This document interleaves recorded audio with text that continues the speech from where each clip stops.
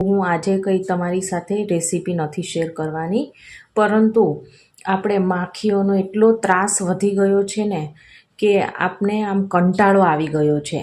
તો તેમાંથી છુટકારો મેળવવા માટે હું તમને આજે આયુર્વેદિક 2 ઉપાયો બતાવીશ. અને આ બંને ઉપાયો છે ને ઘરમાં રહેલી વસ્તુમાંથી જ આપણે કરવાના છીએ.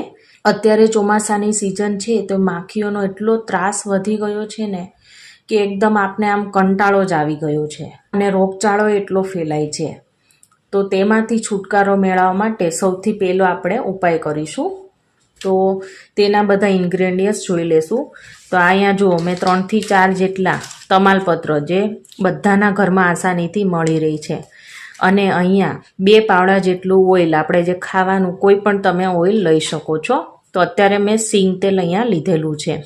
અને આમાં જે આપણે કપૂર છે, જો આ રીતનું કપૂર આવતું હોય છે અને ગોળીઓ પણ આવતી હોય છે. તો કંઈ પણ આપણે લઈ શકાય છે. તેની સાથે સાથે ફિનાઇલની ગોળીઓ જે બધાના ઘરમાં હોય જ છે. તો આટલી વસ્તુઓની આપણને જરૂર પડશે.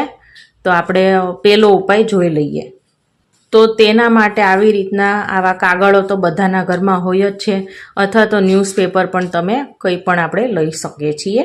તેમાં આમાંથી છે ને આપણે 1 થી 2 નંગ જેટલી આપણે કપૂર એડ કરીશું. અને ફિનાઇલની ગોળીઓ પણ 2 થી 3 જેટલી આપણે લેશું.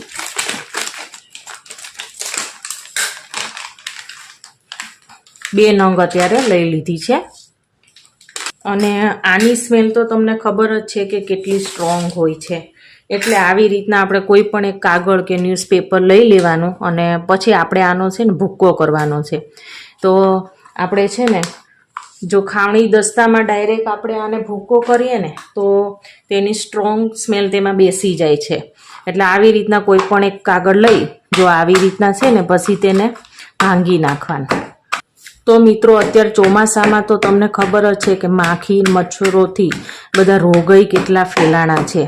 તો આ બેસ્ટ ઓપ્શન છે કે તમે આ રીતના જો ઉપાય કરશો ને એટલે રોગચાળો ફેલાશે નહીં અને આપણું ઘર છે ને એ પ્રફુલ્લિત રહેશે.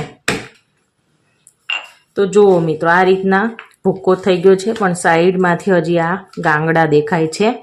થોડા આપણે તેને આ રીતના ભાંગી નાખીએ. હમણાં આપણે ગુજરાતમાં 4-5 દિવસ તો ભારે વરસાદ રહેવાનો જ છે અને એમાં માખીઓ અને મચ્છરોનો ત્રાસ તો ખૂબ જ વધવાનો જ છે. તો આ બેસ્ટ ઉપાયો છે કે તમે કરી શકો છો અને તમારા આખા ઘરને એ રોગચાળાથી બચાવી શકો છો. તો જો અહીંયા ભૂક્કો થઈ ગયો છે. હવે આ ભૂક્કાને છે ને આપણે જે આ ખાવાનું ઓઇલ લીધું હતું ને એમાં બધું જ આપણે નાખી દઈશું. તો મેં તમને પહેલાં કહ્યું તેમ તમારે જે કંઈ વધારાના વાસણ હોય કે આ રીતની વધારાની કોઈ ડબ્બી હોય ને તો એમાં જ લેવાની, કેમ કે આની જે સ્મેલ છે ને એ સ્ટ્રોંગ હોય છે, પછી એ સે વાતે જાતી નથી. તો આ રીતના કોઈ વધારાનો તૂટેલો ગ્લાસ કે વધારાના વાસણ હોય ને તમારે, કાં તો આવી રીતના પ્લાસ્ટિકની ડબ્બી હોય તો એ પણ તમારે લઈ શકાય છે.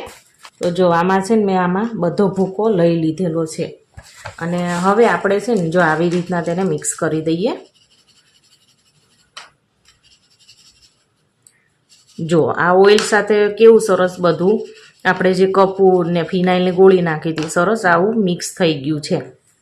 અને હવે મિત્રો, અહીંયા મેં તમને પહેલાં કહ્યું તેમ તમારા ઘરમાં કોઈ જો તૂટેલો ગ્લાસ કે વધારાના આવી રીતના બાઉલ હોય, વાટકો હોય કે ગ્લાસ હોય કે ડીશ હોય તો તમે તેનો પણ ઉપયોગ કરી શકો છો. અથવા તો આની જગ્યાએ છે ને તમે આપણે માટીના આપણે કોડિયા આવે છે દીવા કરવાના, દિવાળી ઉપર બહુ જ મળતા હોય છે, તો એ પણ તમે લઈ શકો છો. તો માટેનું કોઈ પણ વાસણમાં પણ તમે આગળની પ્રોસિજર કરી શકો છો. તો અત્યારે તો જો આ રીતના મારી પાસે આ તૂટેલો બાઉલ હતો તે મેં અહીં લીધેલો છે, જે વધારાનો છે. તો આ મેં તમાલપત્ર લીધા હતા ને તેને જો આવી રીતના આમ કટકા કરી દેવાના. જો આવી રીતના આપણે તેના ટુકડા કરીશું. વાટકો તો વધારાનો છે એટલે કાળો થઈ જાય, બળી જાય તો એ કંઈ વાંધો આપણને નથી. અને ગમે એટલી સ્મેલ બેસી જશે તો પણ કંઈ વાંધો નથી, કેમ કે બાઉલ છે વધારાનો જ છે. તો જો આવા કટકા કરી લીધા છે ને અને આપણે જે આ મિશ્રણ તૈયાર કર્યું હતું ને તેમાંથી આપણે છે ને આમાં અડધી ચમચી જેટલું નાખીશું મિત્રો, જો આવી રીતના. બાકીનું છે ને આપણે રોજ થોડું થોડું કરીને વાપરી શકાય છે. હવે મિત્રો છે ને આપણે આવી રીતના માચીસથી આવી રીતના આમ જો તમાલપત્ર છે ને એને આ રીતના આપણે તેને પેટાવશું. જો આસાનીથી પેટાઈ જશે, કેમ કે આપણે તેલ ને બધું એવા ઇન્ગ્રેડિયન્ટ્સ નાખ્યા છે. તો જો મિત્રો આ રીતના છે ને બધા જ આપણે તમાલપત્ર છે એને આપણે બધા જ આ રીતના પેટાવશું. તો તમને અત્યારે જો દીવા જેવું દેખાઈ રહ્યું છે ને, તો બધા જ આપણે આ રીતના તેનું કરશું. તો જો આમ કરવાથી તેનો છે ને ધુમાડો નીકળશે, અને આપણે આમાં બધી એવી વસ્તુઓ નાખી છે ને કે બધી એ સ્ટ્રોંગ ધુમાડો ઉત્પન્ન કરશે, અને તેનાથી જ માખી મચ્છર કે બીજા કોઈ જનાવર હશે ને ઘરમાં તો એ ભાગી જશે. તો આવી રીતના તમારે આખો દિવસમાં એકવાર તો આવું કરી જ દેવાનું. તમે સવારમાં કરી શકો કે પછી સાંજના સમયે પણ કરી શકાય છે. કાગળ લઈ લો, કેમ કે આ ગરમ થઈ જશે તો વળી કાગળો સળગવાની સંભાવના વધી શકે છે.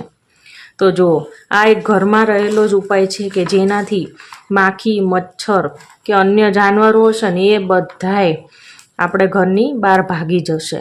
તો જો આ રીતના ધુમાડો થઈ જાય ને તો પછી આને આપણે ઓલવી પણ શકીએ છીએ. જો આ ઓલવાઈ જાય ને એટલે હવે આ ધુમાડો તમે કોઈ એક ઘરના કોર્નરમાં તમારે મૂકી દેવાનો, અને આ પ્રોસેસ તમારે રોજ કરવાની. એટલે હમણાં ચોમાસામાં તો ખાસ કરીને રોગચાળો ફેલાશે નહીં, અને એટલે જ આપણું ઘર સરસ એવું પ્રફુલ્લિત રહેશે. ત્યારે તો ખાસ માખીઓના ત્રાસમાંથી આપણને છુટકારો મળશે. તો હવે આપણે છે ને બીજો ઉપાય જોઈ લેશું. તો માખીઓના ત્રાસથી બચવા માટે અહીંયા હું તમને બીજો ઉપાય જણાવી રહી છું. તેના માટે મેં આપણે દીવાબત્તીની જે આ વાટ હોય છે તે લીધેલી છે, એક ડુંગળી જે બધાયના ઘરમાં હોય જ છે, અને આ કપૂર મેં લીધેલું છે.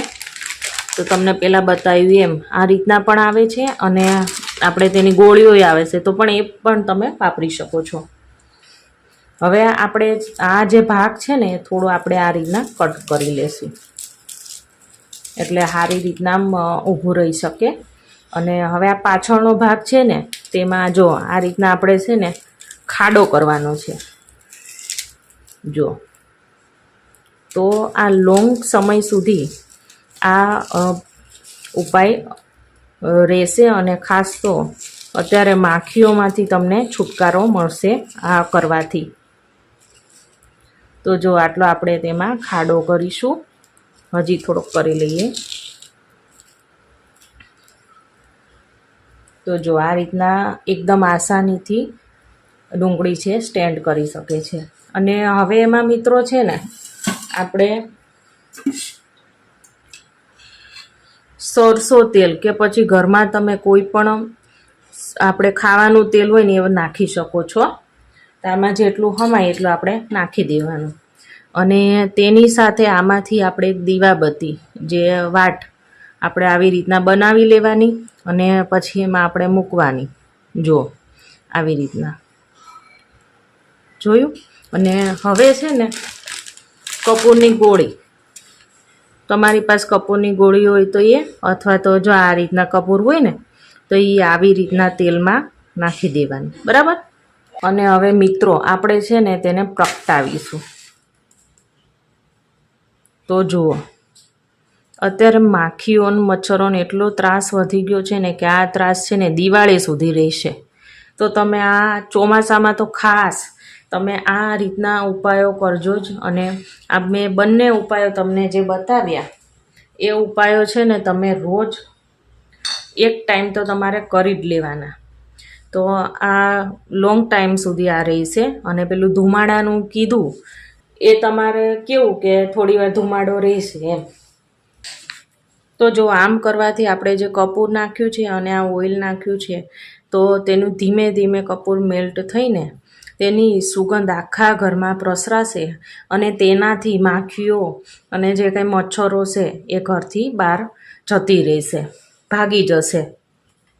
તો તમને આ ઉપાય બતાવ્યો, અને તેની સાથે મેં આ ઉપાય પણ તમને બતાવ્યો. તો બંને ઉપાય એટલા જ કામ કરશે અને આ ઉપાય છે ને એ તમારે એકવાર તો કરી જ દેવાના દિવસમાં, સવારે કે પછી સાંજના સમયે પણ તમે કરી શકો છો. તો 100% આ રામબાણ ઈલાજ છે અને વળી આયુર્વેદિક ઉપચાર છે અને વળી તે ઘરમાં રહેલા આવા બધા ઇન્ગ્રેડિયન્ટ્સમાંથી આપણે કર્યો છે.